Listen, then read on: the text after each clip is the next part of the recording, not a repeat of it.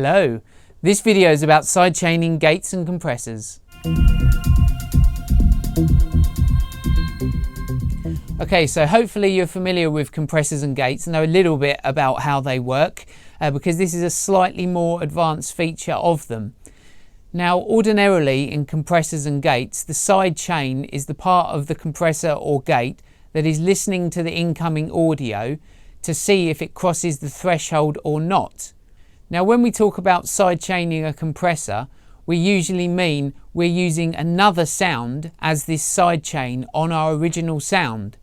So if you look at this example here, the kick drum is feeding the side chain, which is controlling the amount of compression that is applied to the bass. It's important to remember that the kick drum is not affected by this process. It is merely controlling the amount of compression on the bass.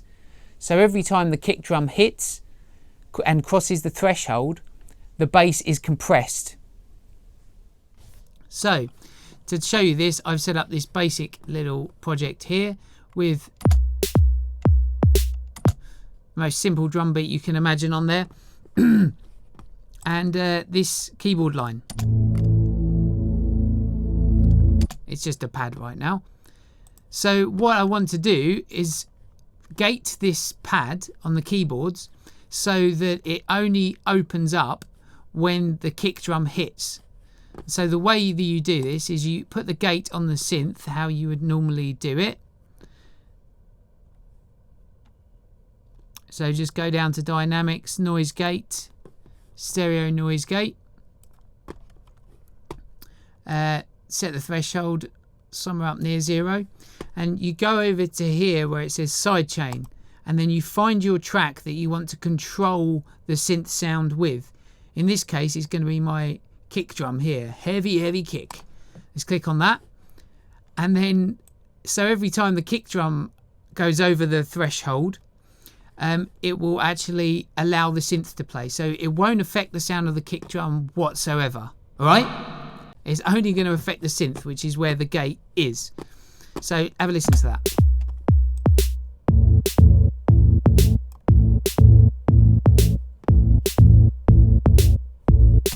You hear that? It's very clearly only allowing the synth to come through when the kick drum opens up the gate. So you've got all your normal controls on the gates to mess around with now. So have a listen to what happens when I adjust the attack, hold and release settings.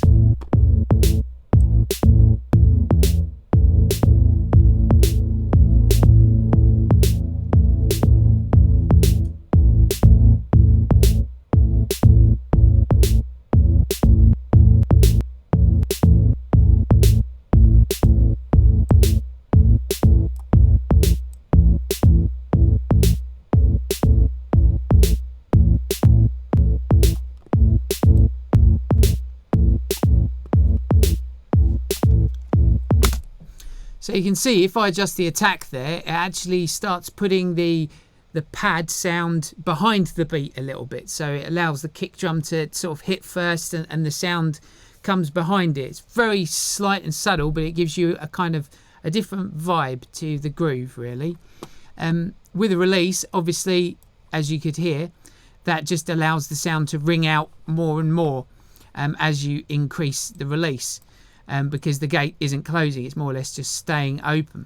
The other thing that you can do is basically invert how your gate is working, so you use it as a ducker, so it will do the complete opposite. So every time it hears the kick drum, it will turn off the sound rather than allow it to come through.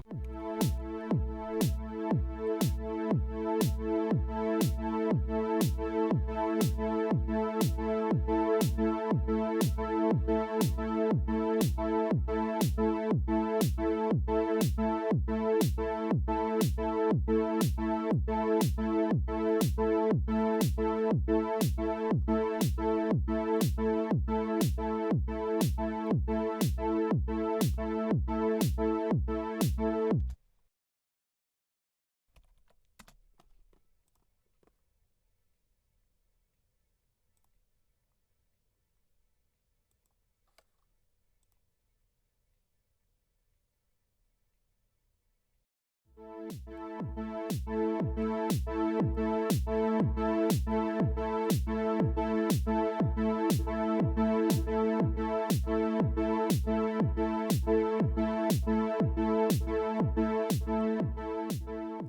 you can hear there I've put some reverb on that synth, and I have put another noise gate on the reverb, and I have connected that back to the snare. So every time the snare hits, it's reducing that reverb on the synth. So that's allowing the snare to cut through the mix that little bit more.